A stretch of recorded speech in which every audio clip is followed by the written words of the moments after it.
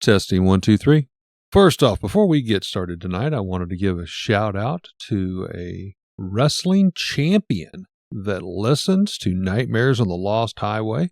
Had the pleasure to meet the Big Texan. He's out of the SICW Wrestling Explosion Championship, and he loves all things paranormal, and we got to talking to him. I was set up at a toy con, and he was just a couple booths away promoting his wrestling adventures and podcasts and different stories. And he says, my gosh, I love this kind of stuff. He drives a lot. He travels. He goes, I'm going to be listening to like months worth over just the next few weeks. So just wanted to give the Big Texan a shout out and tell him thank you very, very much. Tonight, we have decided to dive into yet another serial killer case. And Bill and I, you guys that's listened to us for a while, you kind of know how we feel about these. We went off on kind of a binge of serial killer tales. There for a little while, it was like every other episode. I think that's too often. Yes. I mean, it's some heavy, dark content. Bill and I both agreed that, we didn't come away with a really good feeling about all of it, so we needed to space it out. But tonight we are back with yet another one because you listeners out there, you twisted little puppies, we love you all, but you want to hear these serial killer stories. So bind, torture, kill. These three words served as an abbreviation to identify one of the most notorious serial killers of the early 2000s. He was a 59-year-old man from Wichita, Kansas. He was a husband, a father, and even worked with one of the local churches as president. He was a Boy Scout leader. He was well respected within his community. He was well liked and trusted by hundreds, if not thousands, of people that he came in contact with on a weekly basis. His church congregation, the Boy Scout leadership, the citizens of Wichita, even his own wife and daughter had no clue they were being surrounded by none other than the BTK serial killer until he was convicted in February 26, 2005. Join us tonight if you dare from a front row seat to learn more about this uncanny true tale of terror of the BTK Killer. From a child born into this world, we are taught what to believe. Closed-minded we become, fearful to be deceived. Still we desire to know what lies beyond that locked door. The art of the storyteller, conjuring tales of legend and lore. History hidden, lost knowledge, things forgotten and the unknown. These are the things that direct us and will set the tone. Welcome, friends, to another episode of Nightmares on the Lost Highway.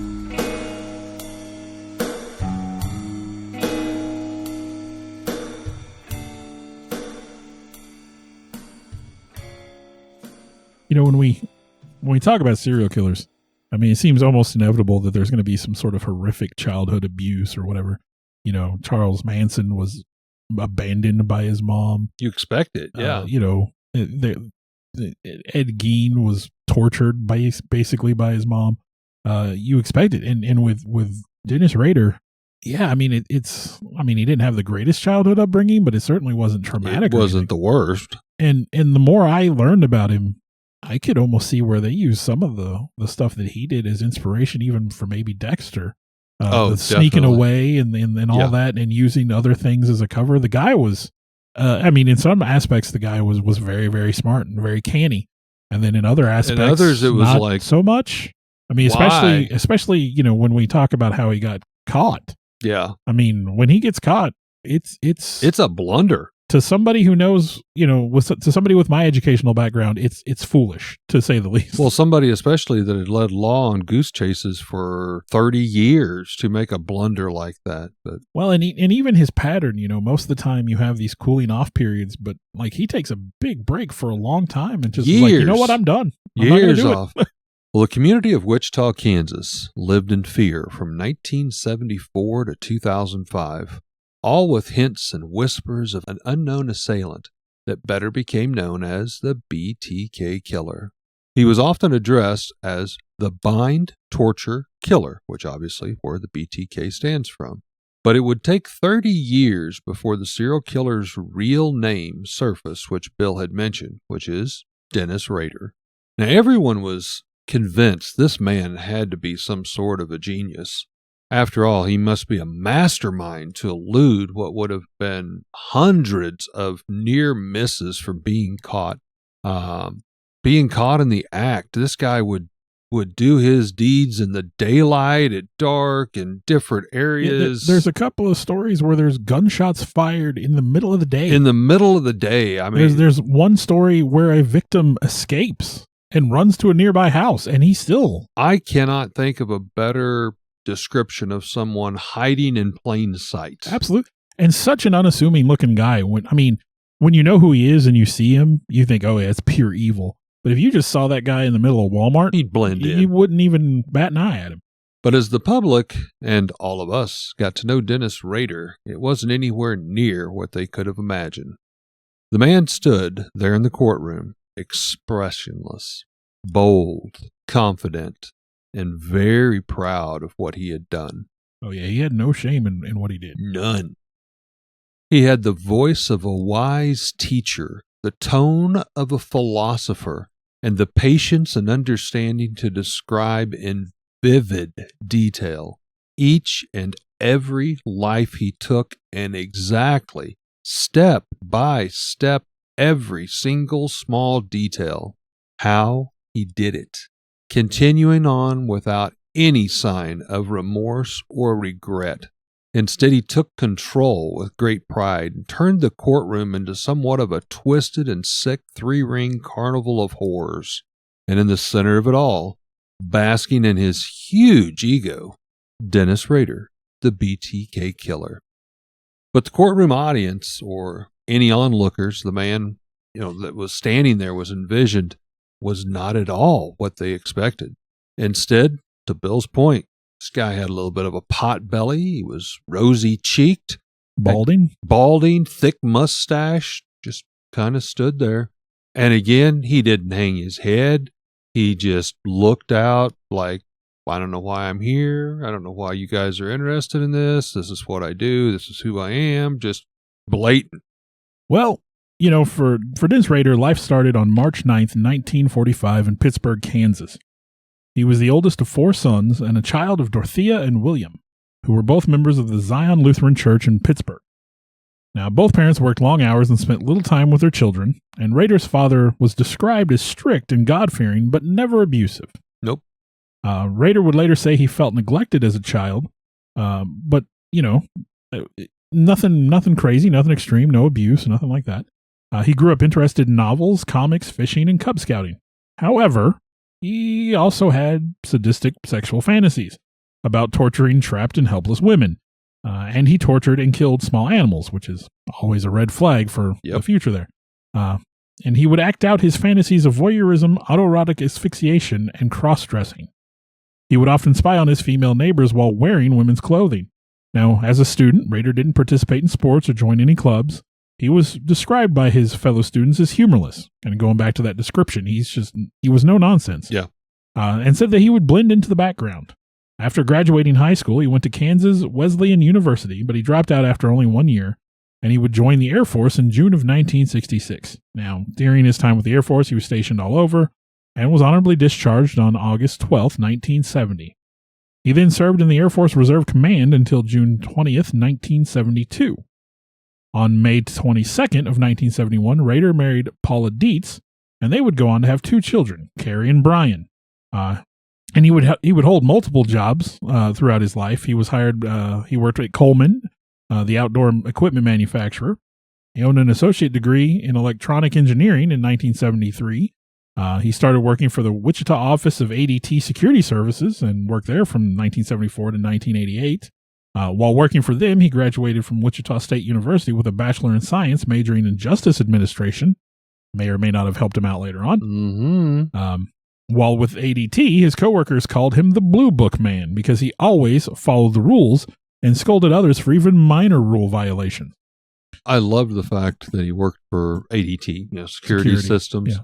Because obviously when all this stuff when the you know what hit the fan in Wichita, what's the first thing that people do? Yeah. We've got to defend our house, you know, so we're going to call, thinking that they're helping. They literally could have had the BTK Killer in their home. And he used that as to case things. Yes. How twisted is that, he was just a normal guy. But yeah, Rader, he would go on to work for the city enforcing ordinances. People said he would be in the yard with a ruler measuring their grass. One of those guys. He was the kind of guy who was like, hey, if your dog doesn't quiet down, we're going to have it put down. Like he was no nonsense and enforce the rules. Now, I think I came across in some of my history, I don't know if Bill did, but he had maybe even tried to apply for some police positions, some sheriff positions, and either never could pass the test or definitely didn't last long.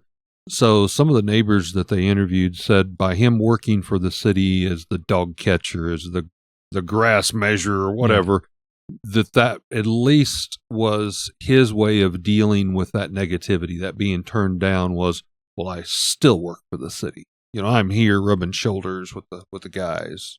Well, I'm going to jump on into January 15th, 1974. To Bill's point, he has returned back from the war. He's now he's been married.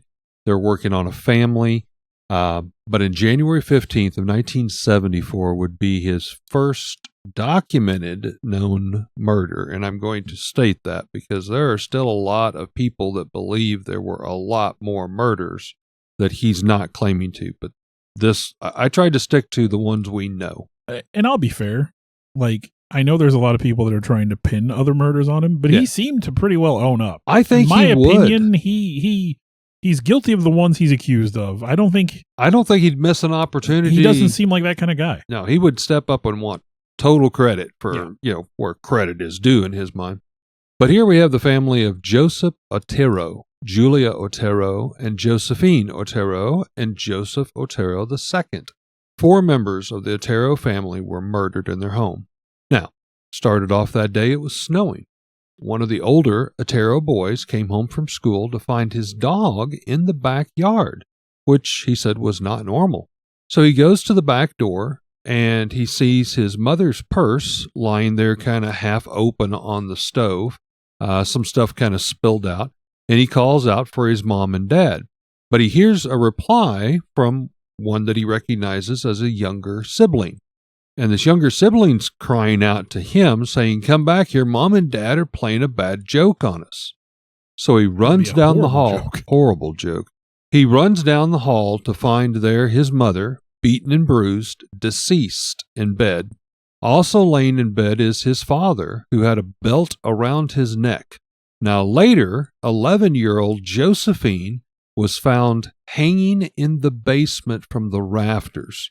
She was hanging from a very precise braided noose that had a lot of braiding work on the rope, which knot tying was one of his big things.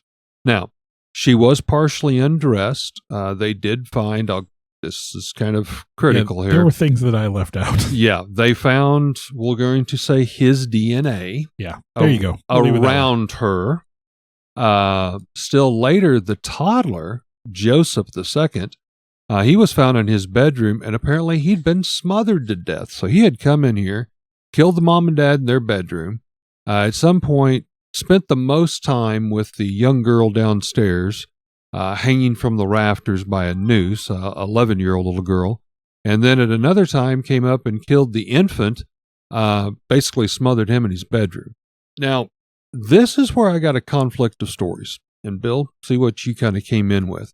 When they questioned him about sexually assaulting this young girl, he said no. No, that's kind of what I got. Because if you look at the way he describes it and the things that he was into, he got off on the torture part of it, but it wasn't like he wasn't like physical. Wasn't physical with him. We're trying to find tasteful words for a very untasteful subject.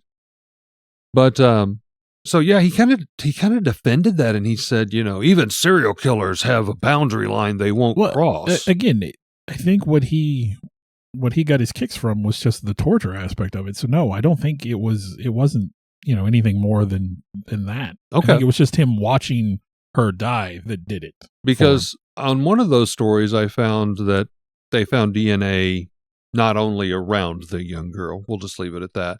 But then he defended that. So that was kind of a conflict in the story. But he did go on about this first murder, and they interviewed him several times, and he loved to talk. Yeah, he would describe in detail everything that led up to hours and hours. But he did confess, and he said, I was obsessed with the wife, the Julia Otero. He said, I had followed her, I had obsessed over her, and all the rest of them, well, they were just collateral damage. That's kind of the way he worded it. Yeah, he decided he was going to target them after he saw Julia taking her children to school one day, and he watched them for months, and actively, I think, stalked them for 2 to 3 weeks prior to that morning. And I think his early plan was to just have the mom, and he said, I had a barn already out on the outskirts of Wichita where I had planned to assault her and then hang her from the barn rafters. But the snow had thrown him off because now we have the whole footprint thing, and that kind of threw him off on what he is saying is his first murder. But he was meticulous. He snuck over the back fence, cut the phone lines while he was back there, and then when I think Joey went to let the dog out, he forced his way in at gunpoint. And they thought he was pranking him, which that was kind of his motive. Kind of his motif, I guess you'd say. But he had this gun loaded at him, and he told him that he was wanted in California. And he would use that line a lot. He would go into a house and say, well, I'm a wanted man. You don't want to mess with me. And I'm a bad guy. And then he would go through, the murders, how, and again, he was detailed in his descriptions of what he did and meticulous in his planning. And that's strange, though, because meticulous in the planning, but so many seem to go off the rails really quickly. Yeah. I would assume if you're trying to kill a person, that's going to go off the rails. Yeah, though, it's not going to go smoothly. But it was kind of at this point where I think his mind started kind of thinking about this as a serial killer, because later on, and again, if you would listen to some of his interviews, this just kind of came up, and they're like, they're talking about this first murder, and all of a sudden, Dennis he's just having coffee with a couple cops back here. He acts like there's no weight on him whatsoever. And he's like, come to think about it. He goes, I knew I wanted to kill more. So he goes, that's when I really started studying other serial killers, because I wanted to become a serial killer. By definition, at that point, he would have been a mass murderer, because that's someone who kills a lot of people all at once. At once. Serial killer kills multiple people over a span of time. And I think it has to be 3 or more by definition. I think you're correct. So, but yeah, because it sort of was a running joke in our house. We would argue about whether Jason Voorhees was a serial killer or a mass murderer. And the answer is he's both. He's a serial mass murderer. Serial mass murderer. Well, then we jump up. This, again, that first incident was January 15th, 1974. We jump to April, just a few months afterwards, and we have a second victim, a Catherine Bright. Now, he claims that he has stalked her for a month. This is a beautiful 21-year-old girl. But he doesn't know, again, here's to Bill's point, he plans all this, he researches it, but he doesn't know that she has an older brother named Kevin. And here's another one, he breaks in through the sliding glass door in the back. The house is empty. He's going to surprise Catherine when she comes home from lunch. The idea is he's going to surprise her. So to try to disguise the fact that he broke in, he's sweeping up the glass. And as he's sweeping up the glass, his gun goes off. Yeah. You have a gunshot in the middle of the day. Middle of the day. In a otherwise normal neighborhood, I'm assuming. And then, the brother comes home. So, Dennis, he's broke into the apartment. He's done all this stuff that Bill said. He's thinking he's going to surprise Catherine Bright. This is just going to be easy peasy. She comes home every day for lunch in the afternoon. And sure enough, on this day she did. But she brought home her older brother. Which just totally, again, everything off the rails. And again, he uses that he pulls the gun and he says, I'm a wanted man in California and I just need money and I just need money and food. He goes back to that, I'm a wanted man. And I really do, I don't think I ever found any reference to it, but I mean, when you tell somebody you're a wanted man, the idea is I'm dangerous, don't mess with me. Yeah. He quickly did overpower the 21-year-old boy, Kevin, the brother. Tied him up and shot him in the head. They said it was very quick immediately. Catherine was bound in another room, and Rader, thinking the older brother was now dead, continued into Catherine's room to assault and kill her. He had held a piece of rope, which he later explained was his killing preference means, and he loved the feel of that rope against the skin and how he watched the life of his victims leave their face. However, from behind him, Kevin, the 21-year-old brother, who he had shot in the head, appeared and attacked Rader. He shot him in the head during a struggle, and then after Kevin went to the ground, he shot him 2 more times, actually. He'd shot Kevin a total of 3 times at this point. Okay. The initial shot was to the forehead. I knew a 2. I didn't know a 3. Okay. The second one was just above the mouth, and then he grazed him with the other. So maybe, I mean, if you say he was shot, maybe they don't count that one. But Kevin played dead, not knowing what else to do, obviously, at that time. Yeah. And trying to pick his moment, I guess. But yeah, Kevin would overpower Rader and then run out of the house to the neighbors, who took him to the hospital and alerted police. And he probably gave the most accurate description of Rader, which was average-sized guy, bushy mustache with psychotic eyes. Psychotic eyes, yep. But yeah. So again, you have the gunshots during the day, you have the brother running out and having a description of him. And still. Yeah, and he later on this one, he goes, this obviously is not how I had it planned to go. This is not what I wanted. This was not my preferred way of killing. I don't like to use a gun, all of this stuff. And he starts making up basically excuses. Now, you got to remember at this time, Dennis is a new husband. He is a new father. He is attending college at Wichita, Kansas. So again, he's already deeply involved with the community. We've got 2 murders at this point in time. After Kevin ran out calling for help, Rader heard this. Once he believed Catherine was dead, he grabbed her keys, ran outside, tried to start her truck. It wouldn't start, so then he jumped into his car and took off. Catherine was alive when police arrived, holding a telephone, but she was verbally unresponsive and died during the surgery from the combination of stab wounds and strangulation. Okay, well, as I had mentioned, Dennis is now a husband. He's becoming a father. He's a college student at Wichita, Kansas. And about 1976, an award that had been offered got a hit on the BTK Killer, which resulted in some people being jailed for various crimes. But the one that got the most attention was a possible connection of the 4 Otero family murders. This was, again, the first documented murder of the BTK Killer. This upset Dennis Rader intensely. He was missing the opportunity of news to be a headline. How dare these people claim they were involved with one of his murders? Yeah, apparently arrogance, I will say, was this guy's downfall in a way. But he absolutely could not stand the idea that somebody else was getting credit for his wrongdoings. Now, I'm going to let Bill talk about this letter, but this kind of leads up to it, why Dennis, he takes measures into his own hands, and he types out this multi-page letter describing how he did this. No one else helped. No one else did anything. Explicit details known only by the police and him. But during this same time frame, in 1975, he has his first child. So again, this guy is doing all of this while going to college, while he's involved with the community, while he's getting involved with the church. He's got a new wife. He's a new father by just a year or 2. And he's killing people left and right and just juggling all of them like it's just easy peasy. Well, again, he has these really long kind of cool downs, and he goes for a few years without doing anything. But yeah, he sent the letter to the Wichita Eagle, and that was the first usage of the name BTK. It came from that letter. And who gave him that nickname? He gave it to himself. But yeah, he took full credit for the Otero murders and provided unreleased details of the crime so that he could prove that, hey, this was mine. I did this. He also made a point of saying, I committed these murders alone, referring to the brothers who had been locked up. And they had been in psychiatric care since falsely confessing to the murders the month before. But yeah, he absolutely was not going to let anybody take credit for his work. So again, that arrogance is astounding. So we have a known documented death that he claims, April 1974. That was Catherine Bright, the 21-year-old attractive girl with the brother.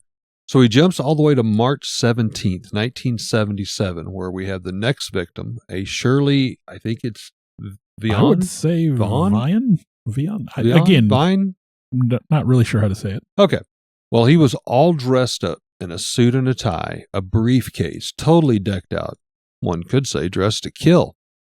He said he woke up that morning and he goes, I just had the feeling it was time to kill again. So like 3 years, just dormant time, something triggers him. He wakes up. He says that he has attempted 2 projects. Now that's a term that he uses. Yeah, he refers to his murders as projects, and he gives them nicknames like you would a military operation. Yes. And so these people that he's been stalking, Bill and I have said, for a month, 2 months, he might have 10 projects going on. That's just one project. And then for whatever reason, a project sticks out more than another or lines up to his destiny. And that's the one that, he materializes and moves in for. But he had 2 other projects, he called them. But in both cases, he goes there and neither one of them are home. Now they're supposed to be, but they're not there. So again, you got all this research. You've been stalking them. And again, all this prep, we talk about how everything always goes sideways for the guy. He wakes up basically after 3 years. Today's the day. Go to the first house. Oh, crap. Nobody's here. Go to the next house. Crap. Nobody's here. I think I would take kind of a hint and say it's not happening today, but he doesn't. No, he decides he's just going to kill somebody. So he goes on and since neither one of those cases was home, he then just randomly, from what I understood, this is not a project. He just randomly finds a 5-year-old little boy and he thought the day is too perfect to waste. This little boy, he's got to have a mother nearby. And so it's fate. That's his words. He goes, fate's come to visit me that day. They saved that day because it was such a good day to kill. And they brought this little boy to me to lead me to the mother. And this is the way he is describing what he has done to the cops and to the jury and everything. And he approaches the little boy with a photo of a woman. And in this picture, there's a woman and a child. And so he asked the little boy, he goes, excuse me. He says, do you know who this child or this woman is? And the little boy is like, no, mister, I'm sorry, I don't. And he goes, oh, okay, that's fine. I think that was just to build up some communication, some trust. And so Rader kind of falls back and follows this little boy to go back to the house. Again, no planning. He doesn't know what he's going to walk into at this house. The mom, dad, brothers, whoever may be at that, he doesn't know. So he follows this little kid home, secretly goes up to the door, and he finds the sickly mother is in bed. And she is the one who had sent the little boy out for a can of soup. So now Rader comes in, he locks the little boy and another sibling that they find in the house in the bathroom, blocks off the door with a piece of furniture. The only good thing out of this is, unfortunately, they can hear, but the good thing is they cannot see what is going on to their mother next door in the bedroom.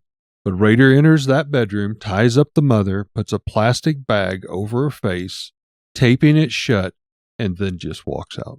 She's tied up. She can't get loose. Well, and again, he was going to go back and kill the kids, and then the phone rang. Yeah. And it kind of threw a monkey wrench into his plans. I'm sorry, but if you're a twisted serial killer, you're just going to randomly walk into a house again in the middle of the day with no knowledge of what or who is in that house? I don't get it. Well, his next project was Nancy Jo Fox, who was 25 at the time. And this was December 8th, 1977. He breaks into her home through a back window while she's out. And when she got home, she found Rader in her house. She screamed at him to leave. I mean, that's what you would do. And told him that she was going to call the police. He told her that he had cut the phone lines and that he had intended to restrain her, take pictures of her, and assault her. Now, strangely, he did allow her to smoke a cigarette before beginning to, his grisly task. And he allowed her to use the bathroom after she swore that she could not escape that way. He then ordered her to come out while she was partially undressed. He began to undress and ordered her to lay down. She did resist as he tried to remove some of the rest of her clothing. He then handcuffed her. And when she questioned why, he told her, that's part of my deal. I got to have them or it won't work. So again, that weird binding. Then he climbed on top of her, wrapped his belt around her neck, and eventually killed her. One day after that murder, on December 9th, Rader called the police from a payphone. Oh, yes. And told them where they could find her body. Yep. Now, this call would be released to the public in 1979, hoping the public could help identify the killer. After over 100 tips from this call, none of the leads panned out. January 31st, 1978, Rader sent a letter to the Classifieds Department in Wichita containing a poem that began with Shirley Locks, followed by a detailed description of Shirley's murder. And on February 10th, 1978, he sent another letter to Wichita TV station KAKE. I assume you would say Cake. Cake TV. But yet again, taking responsibility for the Otero murders as well as Bright, Vians, and Foxes. He suggested many names for himself, again including BTK, and demanded media attention. How many do I have to kill before I get a name in the paper or some national attention? He's getting aggravated now with the local police and official. He feels he's earned the title of serial killer, and no one has used that term to describe him. And again, he doesn't want to leave his fate of a name that could go bad. Well, so he wants to name himself. He claims he's being driven to kill by a thing he called Factor X, which he said was a supernatural element that motivated other serial killers. Hold on, that sounded weird. Other serial killers, such as Jack the Ripper, Son of Sam, and the Hillside Stranglers. He was looking to make a name at that point. Now, interestingly enough, Dennis, like I said, he was going to college there in Wichita. Now, part of what he was studying was not only law, but he actually takes some classes on DNA, and he is essentially learning what not to do to leave a DNA trail. So again, he's infiltrating himself in here, and he is rubbing shoulders with the right people. He's got this great facade built. Apparently, he's able to turn this off on years at a time, which to me shows some. Well, he's not a mindless killer. That's sure. I'm trying to come up with the words, but he is monotonous. He knows. Yeah, a lot of killers, they say, once you start, you just can't quit. It's adrenaline rush that doesn't appear to be enough to force him. He's in control. Yeah, he's in control. He's not a mindless killer.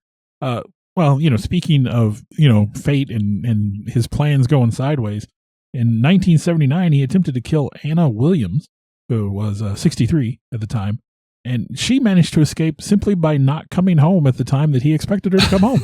He got so impatient. Later, he told the officials, I got so impatient that I just left. Now, you also notice the age group, 63. Beforehand, it was in the 20s. You can tell he's getting older, and that's what the cops start saying. Slowing down, yeah, he can't handle these 20, 30-year-olds, so now he's kind of changing his targets, in theory, going for weaker targets or ones that he thinks that he can overpower easily. Well, then we have a breakthrough. I call it breakthrough in the case number one. He's been at college. He's learning how to basically avoid, leaving DNA. He has studied how not to leave DNA on letters and stamps and seals, and instead he goes through this elaborate ruse. He'll hide the letter in a library book or something on a certain shelf on a certain floor, and he'll make the news people go get it. But something else was noticed, something that had been done on purpose to help hide something. The letters were all hand typed.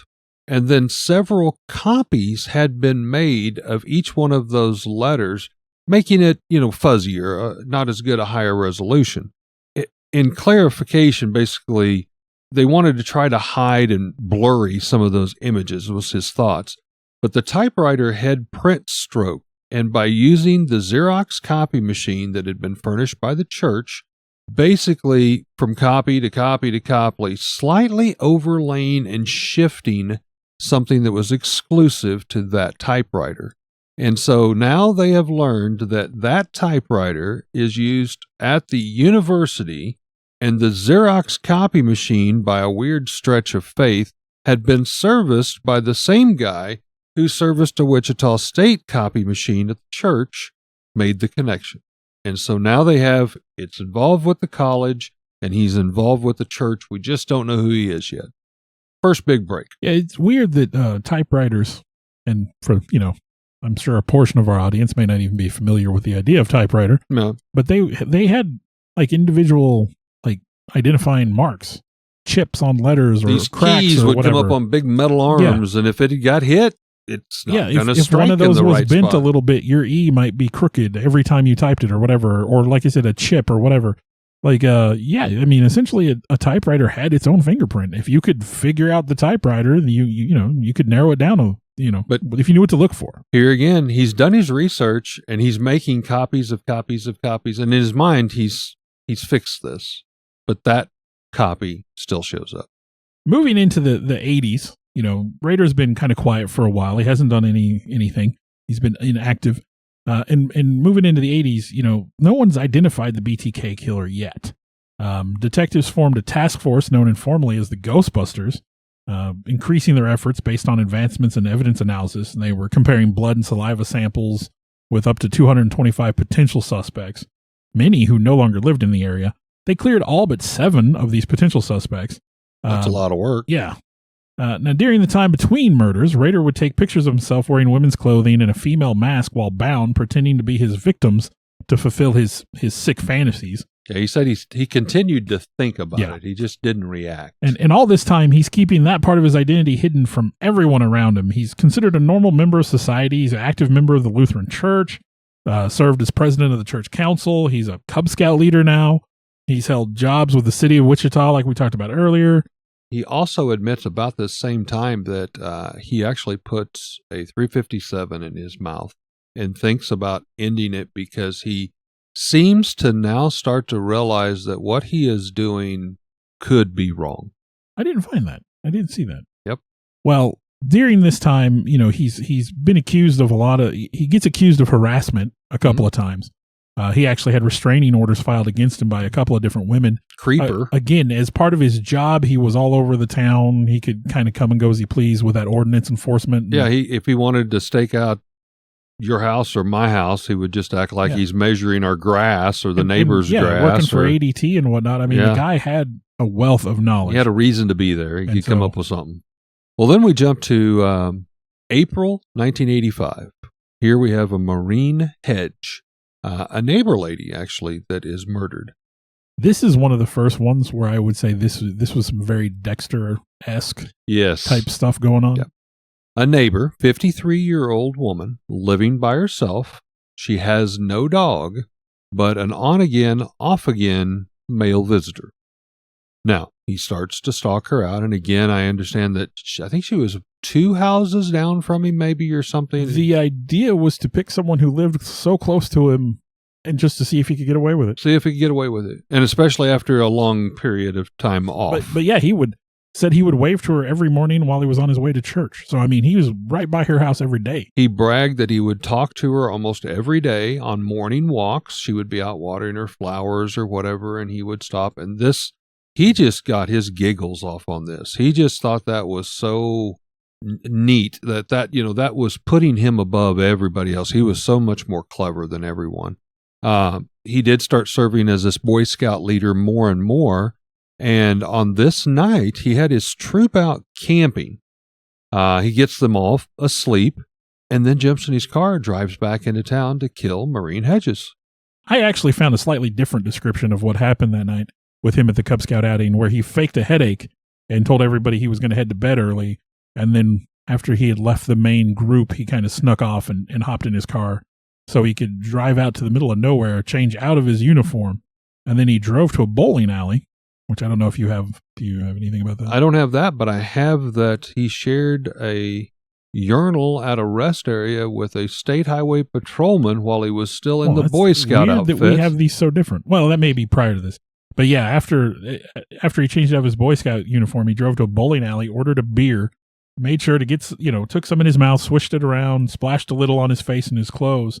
Then he goes out, he calls a taxi, and fakes being too drunk to drive so he can get a ride just down the street from his own house. Now, see, I wonder how he's going to play this, because if he went to bed early with a headache back at the Boy Scout trail, he's using them obviously as, no, that's where I was all night, but yet he goes to the point to splash beer on his face and his clothes so he'll smell like an alcoholic, and I don't know what's in this guy's mind part of the time, I swear. Well, regardless, he makes it back in to kill Maureen Hedges, and I did have it in one story, which I thought was comical. He stops at it sounded like a rest area on the roadside. And he is nervous, and he kind of chuckles, and he goes, sometimes when I get nervous, I've got to go to the bathroom a lot. So I stopped at this rest area, and he goes, a highway patrolman pulled in. I could see them through the window, and I knew they were here to get me. He walked up behind me. He's still in his Boy Scout outfit, and said the cop, doing his business in the stall. He's doing his business in the stall next to it. Says the cop looks over at him, and he goes, oh, you're a Cub Scout leader. And he goes, oh, yes, I am. I've got my scouts up here on the hill. We're camping out for tonight, but I just had to run in and grab a few things. Oh, well, the best of luck, my kids in the Cub Scouts or whatever. And I mean, and he goes, it was just like, whew, okay, I thought that was it. I was caught. But he, obviously he wasn't. After he gets to just 2 houses or so down from where he lives at the neighbor lady's house, Maureen Hedge, he gets in to the house. Now, again, with this particular instance, things go a little sideways from what he planned. When Maureen comes home with her boyfriend, he's hiding in a closet and hides in the closet until he leaves, which I can, for a normal person, would probably be fairly uncomfortable to be there.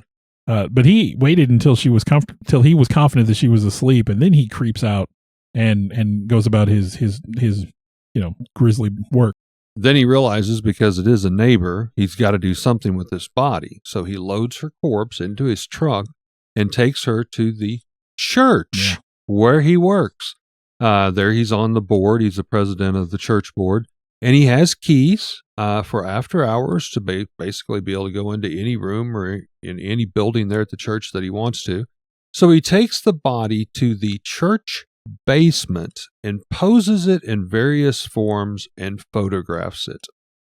He then later loads up the body, dumps it in a ditch of a rural road, and there it was noticed by police that Maureen Hedges' phone line had been cut first, like BTK often did.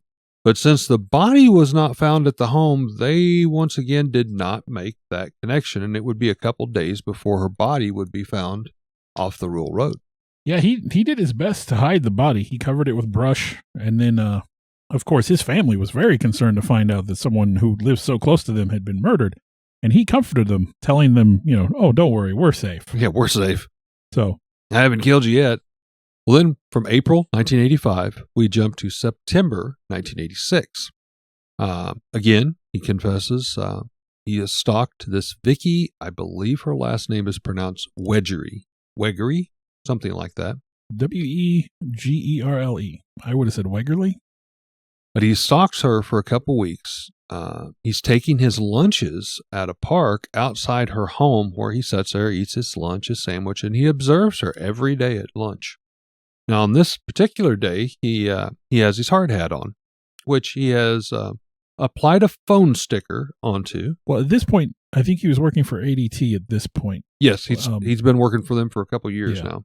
So again, he's kind of using his outfit passes kind of as a utility line worker, kind of deal. He goes up and he knocks on her door and, stated that he was there to look at some phone issues that was occurring in the area. And she has a small infant that was on the floor playing.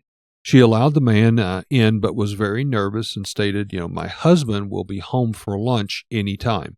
Now, Dennis fiddled around with her phone connection with a screwdriver until Vicky kind of turned away and looked away. And he pounced on her after she turned away from him, strangling her to death right in front of her crying infant that was lying there on the floor, and again just walked out. Her husband comes home at the end of the day, not at lunch like she was trying to intimidate him with, but comes home after work, finding the crying infant still lying there on the floor.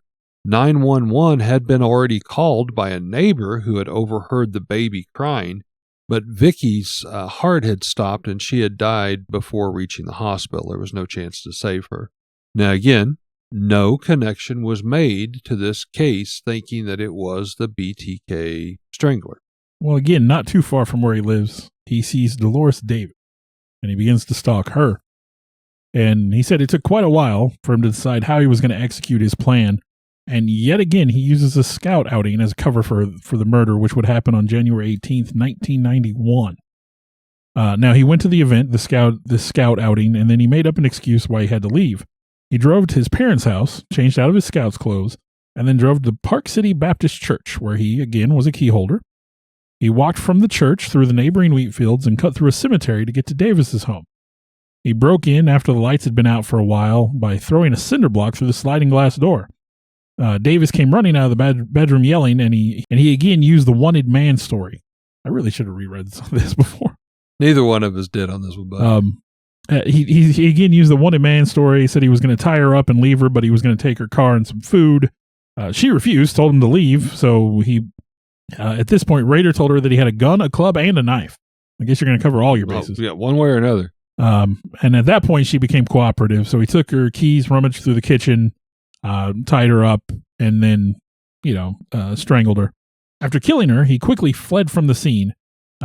He dragged her body to her car, put it in the trunk, and then drove to the Kansas Department of Transportation Lake, where he dumped her in the bushes. He then drove back to her home, threw her keys on the roof for whatever reason, walked back to the church to get his car, drove back to the lake, picked up her body, drove out to a more rural area, and dumped her underneath a bridge. Her body was discovered on February 1st, 1991 by 15-year-old Nelson Schock when his dog went under the bridge and he followed. I can imagine what a shock that would have been. That would have been a shock. So, by the 2000s, the BTK killings were being considered a cold case when a local author began writing a book about the killings. In January of 2004, the Wichita Eagle published a story, BTK Case Unsolved, 30 years later. And when Dennis saw the story, ooh, buddy, feeling kind of bored, he decided that BTK should resurface. If anybody going to tell my story, I'm going to tell my story. On March 19th, 2004, the Eagle received a letter from one Bill Thomas Killman. BTK. That's a creative name. Where he claimed to have murdered Vicky in 1986 and included photographs of the crime scene and a copy of her driver's license. In May, KAKE received a letter with chapter headings for the BTK story, fake IDs, and a word puzzle. June 9th, a package was found taped to a stop sign at the corner of 1st and Kansas in Wichita. The package contained graphic descriptions of the Otero murders and a sketch labeled, "The Sexual Thrill is My Bill." Now, wasn't this in a cereal box? Was this one of the ones that he left in a cereal box? I know there were some that he left cereal boxes because he was a serial killer. It was just crazy. That package also contained a proposed book titled The BTK Story. In July, another package was dropped into the return slot at the public library. It contained more bizarre material, including a claim that BTK was responsible for the death of 19-year-old Jake Allen in Argonia, Kansas, earlier that same month, although that death was ruled a suicide. It seems weird for Rader to do that. Yes. In the letters, Rader revealed a lot of information about himself that detectives could use, but he also gave them misleading or false info to help to try to throw them off the trail. After he was captured, he would reveal that he was intending to kill again, and had set the date in October of 2004 and was already stalking that victim. That month, a package was dropped into a UPS box in Wichita containing many cards with images of terror and bondage of children pasted to them, a poem threatening the life of the lead investigator on the case, and a false autobiography with many details about Rader's life. In December of 2004, another package was found in Wichita's Muroc Park. It contained Nancy Fox's driver's license and a doll with its hands and feet bound in a plastic bag over its head. In February of 2005, more postcards were sent to KAKE, and a cereal box left in a rural location was found containing another bound doll. In his letter, and this is where Rader brings about his own demise. In his letter to the police, Rader asked if writings on a floppy disk could be traced, and the police responded with a newspaper ad in the Eagle saying, "No, it'd be okay." Not. So Rader sent a floppy disk to Wichita TV station KSAS. Also enclosed were a letter, a gold-colored necklace with a large medallion, and a photocopy of the cover of the 1989 novel Rules of Prey by John Sanford, a novel about a serial killer.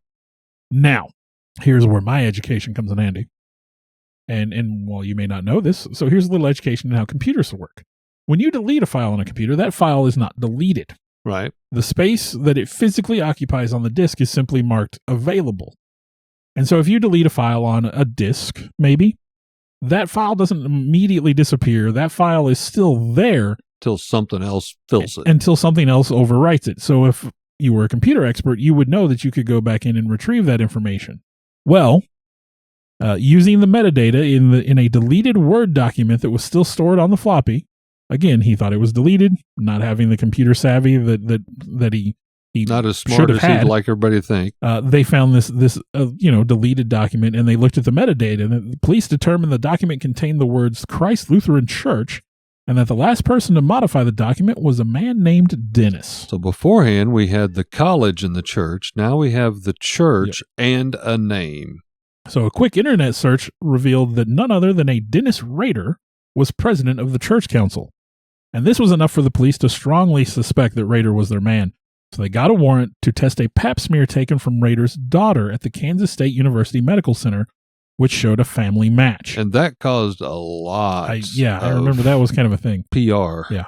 But it showed a match between the daughter and a DNA sample from, Wegerle's fingernails, however you want to say her last name, which gave the police enough evidence to arrest Rader as the BTK killer. Now, I do like this little bit here. He was arrested while driving near his Park City home shortly after noon on February 2nd, 2005. When an officer asked Rader why he thought he was being arrested, he replied, "Oh, I have suspicions why." The Wichita Police, Kansas Bureau of Investigation, FBI, and ATF searched Rader's home and vehicle, seizing evidence and computer equipment. Also in Rader's home was found a box with contents even his wife had never seen, dubbed the Motherlode, containing souvenirs taken from his many crime scenes, drawings, written descriptions of the murders, and dolls posed to mimic the various deaths. His offices at the Church Lutheran Church and at the Park City Library were also searched. The next morning, Police Chief Norman Williams announced the bottom line is BTK is arrested. And Wichita cheered. I'm sure. Now, this kind of brings us up to Dennis Rader's own daughter, as well as lead investigators believe that, he probably did commit more than 10 murders. The daughter kind of becomes a black sheep of the family because with any small town, and I'd say it's true with any family, they kind of got together and made a pact amongst the family members that nobody was going to talk to the news. They tried for months to get someone from the family to step forward. And it was years later when Dennis's daughter, his only daughter, did finally kind of break the silence. And she says, "Enough is enough. I know we promised all this. I know I told my family I wasn't going to say anything. Dad has basically confessed to all this. I don't know what we're hiding. It's, we got to move on." And people had started messaging her, asking her if her father, Dennis, could possibly have been involved with any of their family members that had also gone missing, trying to, again, tie more cases. Well, the daughter has actually started working with lead investigators and police officers, and she has helped them solve 2 to 3 more cases, and they're investigating others. Are they saying he did it? They are saying that everything... They first off are saying that the family of 4 was not his first killing. Said nobody goes in the first time you kill and successfully kills a family of 4 and gets away with it. So they're arguing that some of them that he said he did, they're saying you didn't do. But you did do this one, this one, this one, and this one. It just seemed weird with the way he owned it. But I guess maybe that might be part of the arrogance too. So I could go either way. And the more you dig, it's more confusing. A couple more little tidbits. They interviewed him. It was kind of a smart alecky news broadcaster, but I liked it. They said, "Well, what do you think about your accommodations?" And he goes, "Well, my jail cell."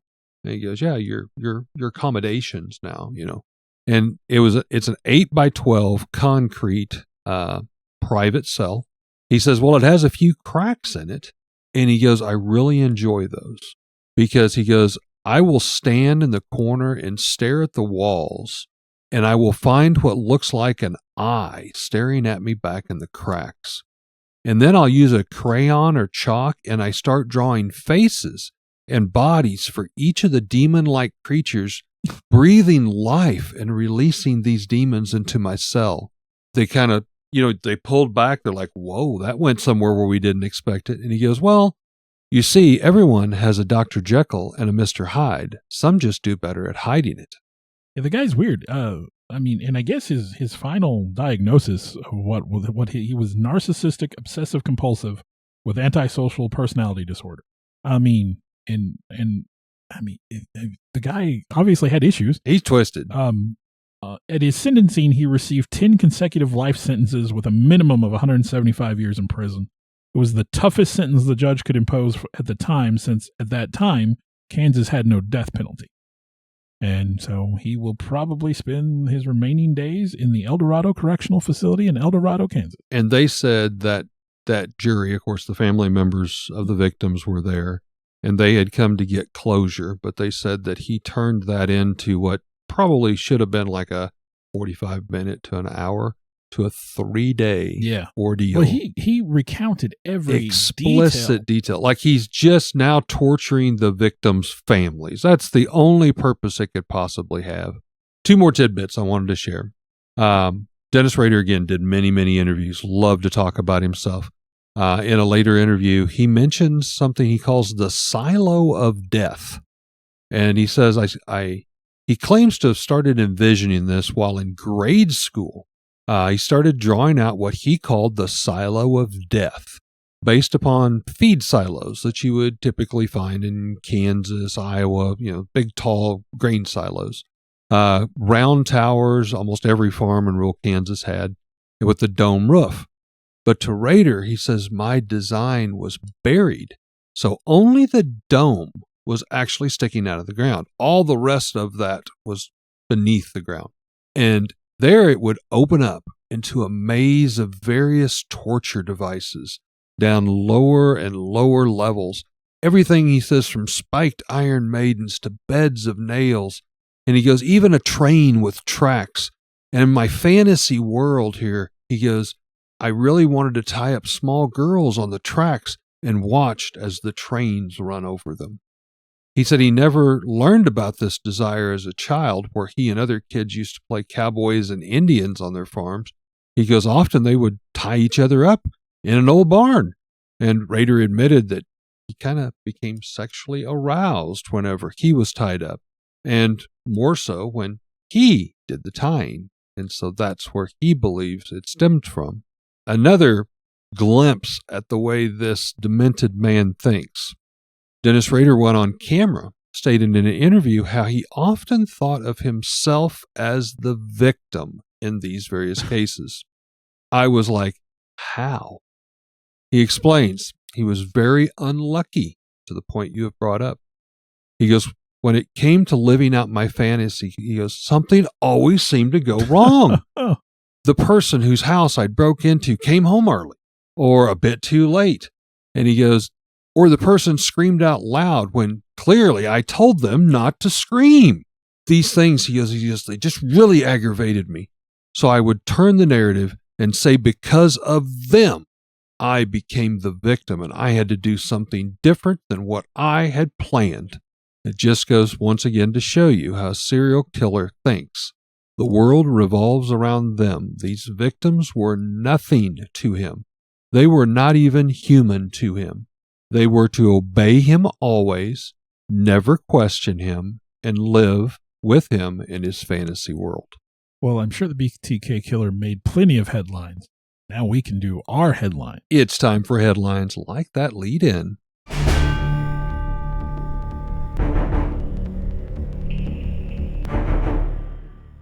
Mine is from the Wichita Eagle by Kerry Rangers, dated October 3rd, 2025. What's going on at the site of BTK's former house? There's a photo circulating on social media of the Park City property where Dennis Rader, better known as the serial killer BTK, used to live. It has some people wondering what's going on there. Emphatically, absolutely nothing, said Park City Administrator Sean Fox. Fox, known for his bluntness, said, if I never heard those 3 initials again in my life, it would be the best thing for Park City. There's some yellow storage equipment at the former residential site because the city, which owns the property, is doing a stormwater drainage project nearby. Fox said it's a convenient place to stage the equipment. Eventually, Fox said, the city will turn the property into a parking lot for Jardine Park, which is directly to the north. Wow. The people saw something out front of what used to be his house, and wow. The theories go from there, I guess. Yeah. Well, my headline I kind of briefly alluded to before, but I wanted to follow it up. In 2025, Netflix actually aired a new series online, and it is titled My Father, the BTK Killer. And this goes back to the daughter, Carrie Rawson, where she has now finally decided to come forward about a life that she said she would just rather forget, much to Bill's point about what this town got to offer. Well, we don't want to be associated with that. The rest of her family had made this vow to keep it secret, and daughter Carrie is taking some backlash now from the family for sharing the story. I will say I have watched the whole series from front to end, and I did find it, for the most part, quite well done. There were some details that also it left out, but Bill and I quickly discovered there's so much stuff on this. You have to leave some of the stuff out. It's a lot. It'd be 4 hours or more. But in the short version, the daughter comes out on the Netflix series and says, I still talk with my father in jail. She says, I still choose to remember him as the loving and caring dad. But she says, as an adult, I realize that he is both. He has that serial killer side. But again, she goes, what people can't understand is Mom and we never saw that side of him ever. And when you guys saw him in the courtroom saying those things, we were just as shocked as anyone else in that courtroom. Says she's currently working directly with the police, which I had alluded to, but she has dug out her own diaries and using her diaries with dates, which she recorded not only her own stuff, but her father taught her to record details. And it is out of some of those diaries that, ironically, her father instructed her how to keep that is now connecting her father to possibly more murders. So, Bill, question. We've covered a lot of serial killers in past episodes through the years. It's one of our most requested topics. Still, we had to, pull off for personal reasons. My question is to you. What is it that you personally find so disturbing about doing research for a serial killer story that bothers you because personally? It's real.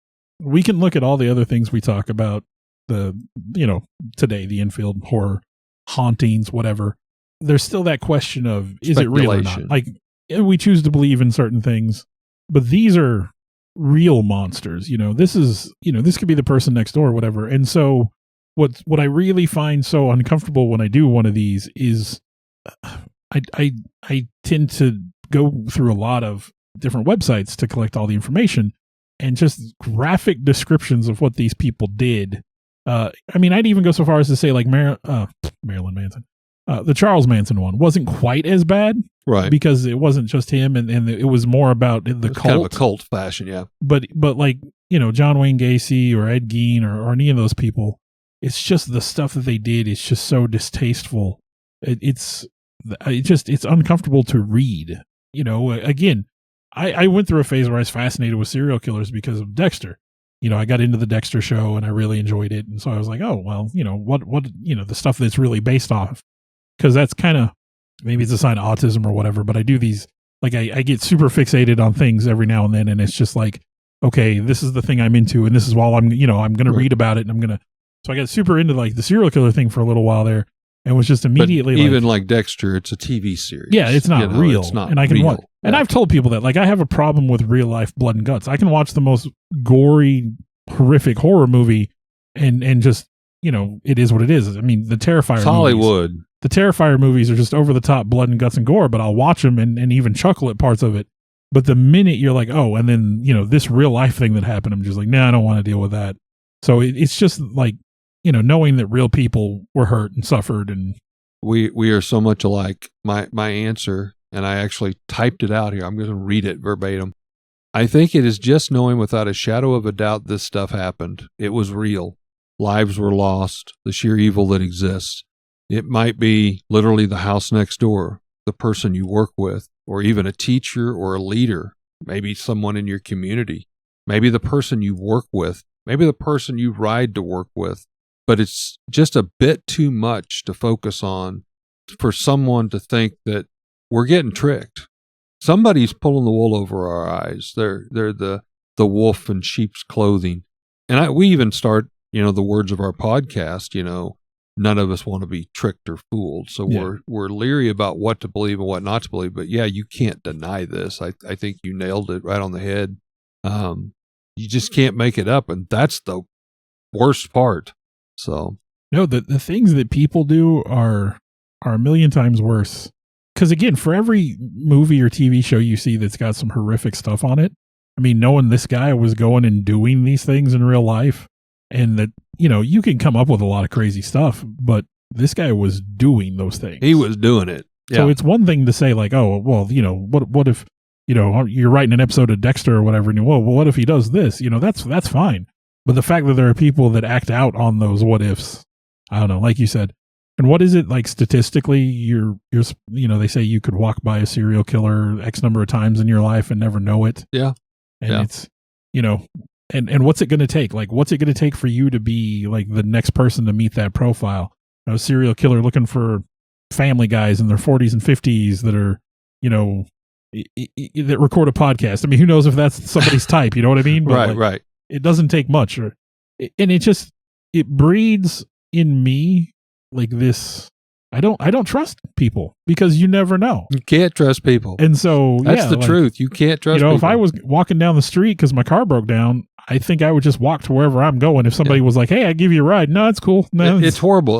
Like somebody would pull up next to you and I don't know, maybe they don't have the, you know, the perfect truck or the car. Maybe they're not dressed. Maybe they've been working out. They're all dirty. Hey buddy, you want to ride? You know, there ain't no way, and you know what, I'm getting in that rig. I don't know you, and the judgmental deals start coming in, and it's bad. But what about you? What you got for a question? I don't know. I didn't write one down. Okay. I should have. For some reason, I didn't. I did with the other episode. I don't know why I didn't with this one. I had a question, but it reminded me of one that we did earlier, so I'm not going to do that one. Have you ever had a moment where you were like, all it would have taken was just a little bit of a push, and maybe you could have found yourself on the wrong side of this particular story? Oh, like anger or something. Yeah, like you could have done a thing. Oh, yes. I'm going to be straight up honest. I mean, you can be vague if you need to, if you don't want to share details, but there's a joke in our family. Last name Tudor, of course. We have a tendency to have what they call the Tudor temper. And it's the weirdest, stupidest stuff that will set us off because we bottle everything up. And then some stupid little thing that doesn't mean a hill of beans, that's the spark that ignites the fire. And I have to be very vague. But in a former employment position, I'll even use the word bullied, which you think of as kindergarten playground, but that's kind of the mentalness I felt of some of the people I had to work with was at that level. Aggravation, just despair. When you work different shifts in different locations, and let's all face it, Bill and I have talked, we've been in management most of our lives. I don't mean this to sound bad. There's different managers for different things, but at least in our management level, there were things that popped up that there was no one else to deal with, handle it. By virtue of the schedule, even. Yes. Like sometimes you were the only person there that could make the call. We had to make calls that we had no business to make calls on. And the aggravation that would come out of that, you know, the next day, well, why did you make that call? Because I couldn't get an answer. I couldn't get, we had to do something. Well, it was wrong. Well, you're danged if you do. You're danged if you don't. I lost my temper so bad a couple times. And one time I just left because it was the safest thing to do. And I told my boss, I said, I'm just in a bad headspace today and this is not helping. And, do what you got to do. I'll take vacation. If you don't want to grab me vacation, do whatever you got to do. I've got to leave here. One time. Look, this is what I'm going to do. You do what you got to do. You got to do what you got to do. I'm telling you what I'm doing. So, yeah. Probably the one time I can think of that I might have been the scariest. And I wouldn't even say it was out of anger. And I'm going to, it'll date it once I start giving some details, but I'm not going to use any names. But I had just gone through a breakup that, it was like my first serious relationship. And I thought it was like a long-term thing. And it was one of those, well, we'll stay friends. Oh, gosh. Kind of thing. Yeah. And we had literally, like, the movie Scream was playing. And she invited me to go with some friends of ours. And the friends were like, oh, you need to come with us. There's no reason for you to sit around and mope. Knowing full well that this woman was the reason I was sitting around moping. Yeah. And me being a pushover for most of my life, I was just like, okay, fine. So we go and we watch this movie. We stop at a gas station on the way home. So the other two can run in. They're grabbing sodas or snacks or whatever. And she's trying to make small talk. And she is a person I absolutely don't want to be talking to at that moment in time. And she just said something about the movie. And I was like, I mean, to be fair, I don't see why it's that far-fetched that people could do something like that. Because I was sitting in the back seat behind the driver's seat behind her. And I'm just like, I mean, literally at this moment, I could do whatever I wanted. Bill's mind's going dark. And I could and I could be out of this car and in the woods before anybody knew what I had done. Yeah. Yep. And I don't know, like, I certainly didn't intend it to be scary. I'm sure that it was. Yeah. Yeah. And again, you're coping with your own demons. Yeah. At that moment in time, it was like probably my friend should have known better than to force that situation. Yeah. But I'm sure at that moment I was frightening without you. I mean, and who knows, like maybe in my mind, I totally knew what I was doing, but at the moment, like in hindsight, it was a terrible thing, but it was a situation I probably shouldn't have been in.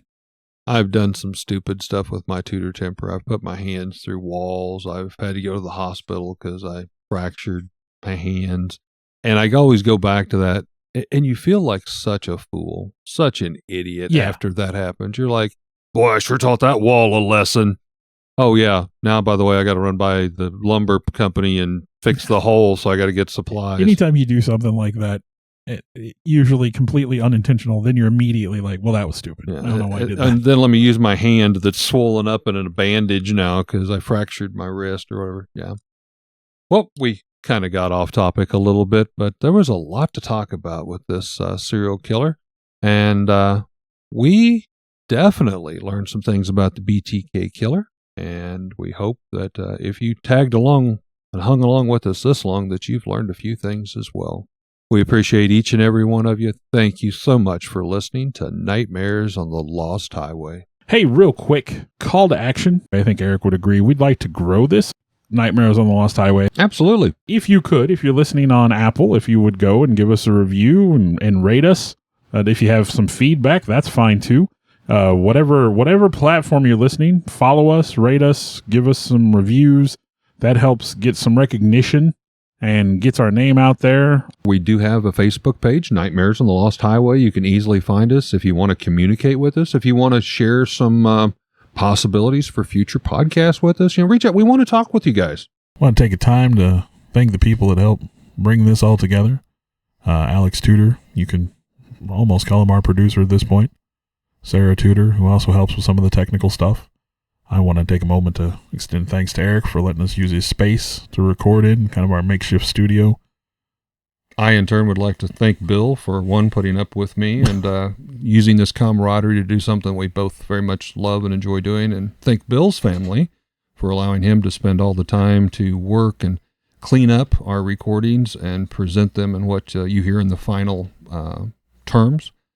The final edition, if you will.